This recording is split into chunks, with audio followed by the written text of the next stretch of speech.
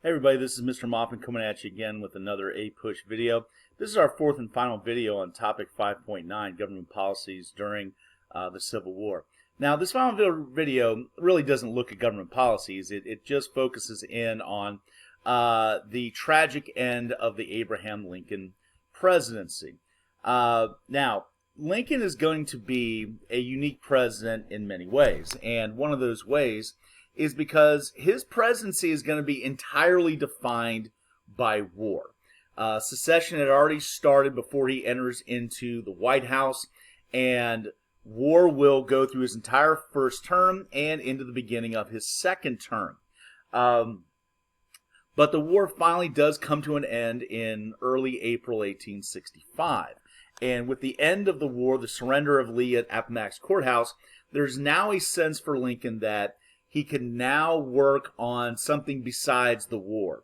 And most importantly, to kind of begin to reconstruct the Union, rebuild the Union, reintegrate the South back into the Union, and address the challenges that will come with those things. But Lincoln never gets a chance to really impact that because just 5 days after the surrender at Appomattox Courthouse, Lincoln is murdered. And so we're going to talk about how that played out.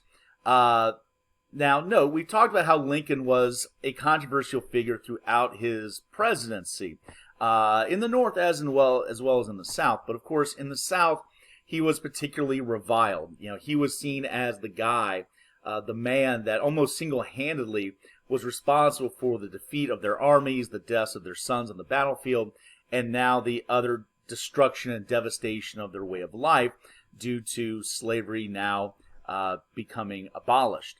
And for some, Lincoln had to pay the ultimate price for destroying their entire lives, as far as some Southerners were concerned. And one of those folks that had those sentiments was this man right here, John Wilkes Booth. Now, John Wilkes Booth from Virginia was a noted actor of the time. Pretty famous, actually. So in today's society, he would be somebody that you would have seen on TV or in movies, somebody that, many Americans would have recognized by name and by face. He would have been, a bit of a celebrity. And in Washington, D.C., he was, very well known. He frequented Ford's Theater as a performer, so much so that the theater actually kept his mail for him, typically. But Booth believed that Lincoln was the ultimate tyrant and had used his authority to destroy states' rights and to destroy Virginia. Virginia will be heavily devastated by the war, as you can imagine, due to how many battles were fought there. And so Booth is going to conspire with other like-minded individuals to have the ultimate revenge on the North, to not only kill Lincoln, but to basically destroy the entire top leadership of the federal government in one fell swoop. So what happens is that Booth will meet at the home of a local woman by the name of Mary Sarat, who's pictured down there in the bottom left. And at her home, he and a handful of other conspirators are going to create this plan. Now, here's how the plan is supposed to go out, or supposed to play out. George Atzerodt, pictured down here in the bottom right, his job was to find Vice President Andrew Johnson and murder him. The job of Lewis Powell, pictured up here in the top right, was to find Secretary of State William Seward, whoops, wrong picture, and murder him. And that, of course, once again, with a flair for the dramatic, that is going to leave Booth himself with the honor, if you will, and the glory of killing Lincoln himself. Now, another man by the name of David Harold, pictured up here in the top left, was going to aid Powell in, killing Seward, because Powell was not really native to D.C. He didn't really know the city very well.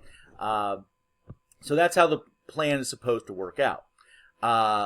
Now, on the day of when this is supposed to be taking place, Atzerodt goes to a local bar to kind of, drink himself some courage to carry out the deed, but he eventually gets inebriated and basically, decides that he doesn't want to carry out the murder, and basically stumbles home and passes out.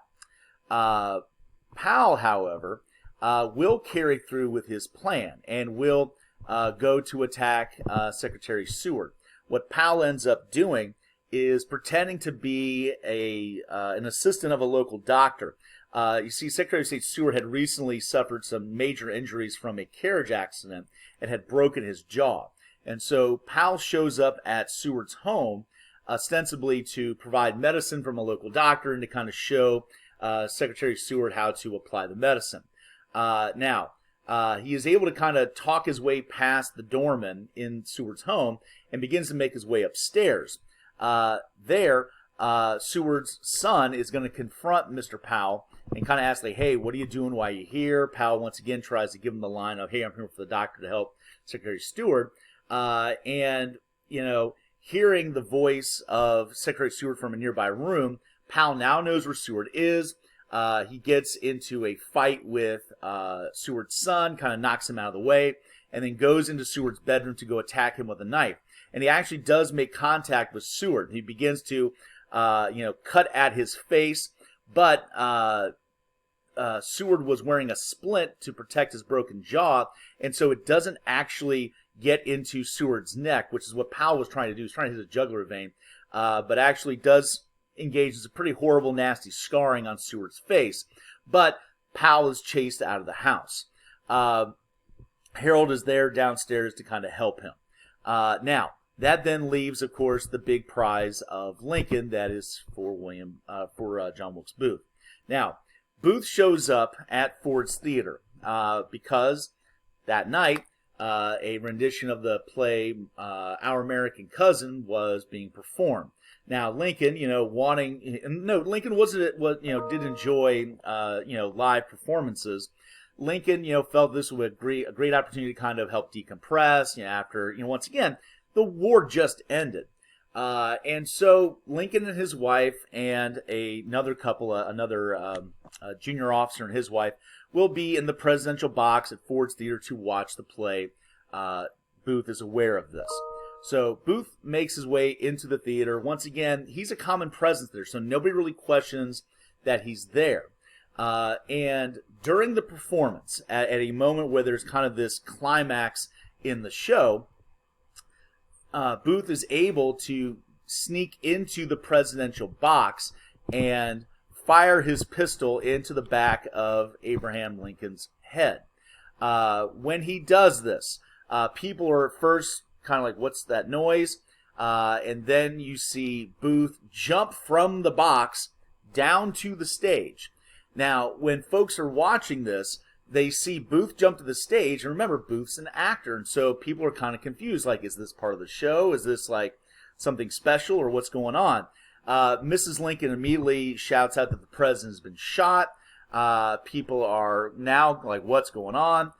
Supposedly, Booth yells when he lands on the stage, Sic Semper Tyrannis, which is loosely translated from Latin, and thus to tyrants. In other words, Lincoln has just gotten what he deserved, a tyrant's death.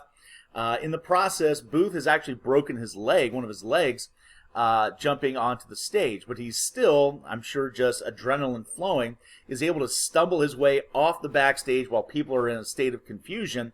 And he has a horse waiting for him. And he is able to get on the horse and get out of town. Now the crowd has realized what's going on. Oh my God, the president's been shot. Lincoln is carried. Lincoln's immediately unconscious. He is carried across the street to a local hotel where they, hope to see him recover.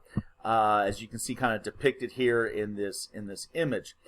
This image, though, does more justice for Lincoln than what he actually had.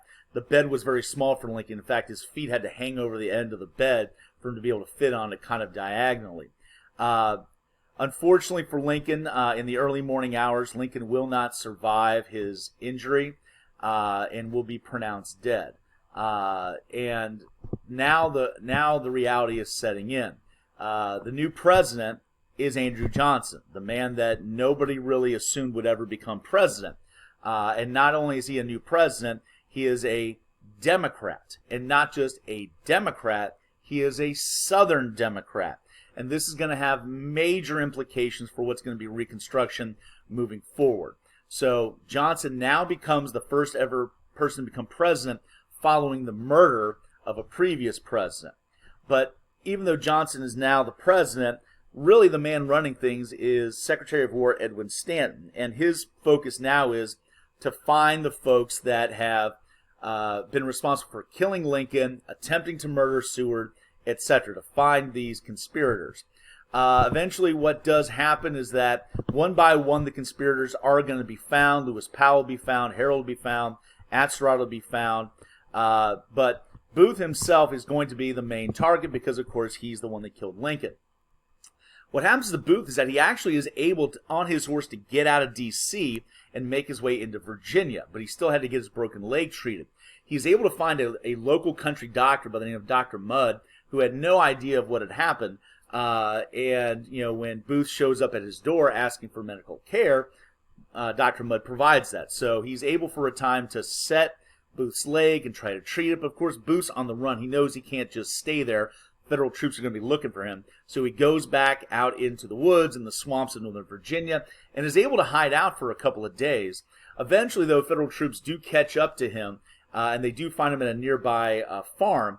And as they are setting fire to the barn to kind of smoke him out, he is shot and killed. There is some controversy as to, the killing of Booth right then and there. Many have argued that, Booth should have stood trial for what had happened. But in the heat of the moment, there was a sense that Booth, maybe could be dangerous, although he had already, he was already physically, disabled. So I don't know. But nonetheless, Booth, the assassin of Lincoln, is now dead. The question now becomes what to do with the remaining conspirators. And note, I've said that Harold, Powell, and Atzerodt had already been arrested. They also arrest Mary Sarat, pictured in the bottom left, as the host of where the home where the conspirators are going to plan out the murders. Sarat is going to say that she had no idea of what the plan was. She was just hosting these guys, but federal authorities did not believe her. In the end, all four of these conspirators are going to be found guilty of conspiracy of murder and will be sentenced to die. And they will be executed, as you can see here, hanged to death. When Sarat is executed, Sarat, when Mary Sarat is executed, she becomes the first ever woman ever executed by the federal government. And so this brings a very, very dramatic, wild end to a tragic set of circumstances for the nation. Not just in the short term, but historians would argue will have long ramifications in terms of the impact moving forward, particularly on Reconstruction. So that then does bring us to the end of not just the Civil War, but the Lincoln presidency. We will see you next time. All right. Bye-bye.